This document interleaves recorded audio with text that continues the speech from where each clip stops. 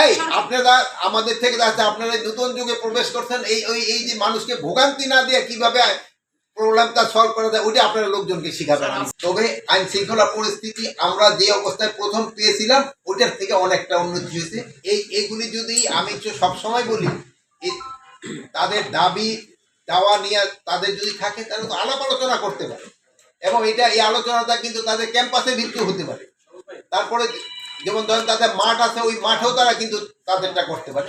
কিন্তু জনগণকে দুর্ভোগ করে, মানে রাস্তাঘাট ব্লক করে, এটা কিন্তু জনগণ যদি কিরকম একটা ইসের ভিতরে পড়ে এটা তো আপনারা নিজেরা রিয়েলাইজ করেন। এই ব্যাপারে আমি আপনাদেরও কিন্তু সাহায্য সহযোগিতা চাই।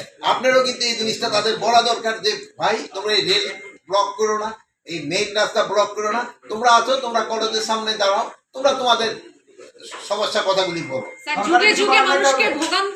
যুগে যুগে হয়েছে, শুনেন, এই আপনারা আমাদের থেকে যাচ্ছে, আপনারা নতুন যুগে প্রবেশ করছেন, এই যে মানুষকে ভোগান্তি না দিয়ে কিভাবে প্রবলেমটা সলভ করা যায় ওইটা আপনারা লোকজনকে শিখাবেন।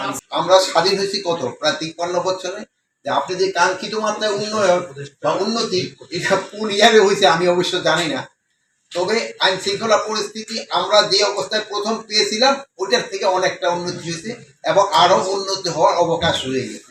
আমরা একেবারে 100% স্যাটিসফাই না, এই জন্য আমরা প্রতিনিয়তই চেষ্টা করতেছি আইন শৃঙ্খলা পরিস্থিতি আরো কিভাবে উন্নত করা।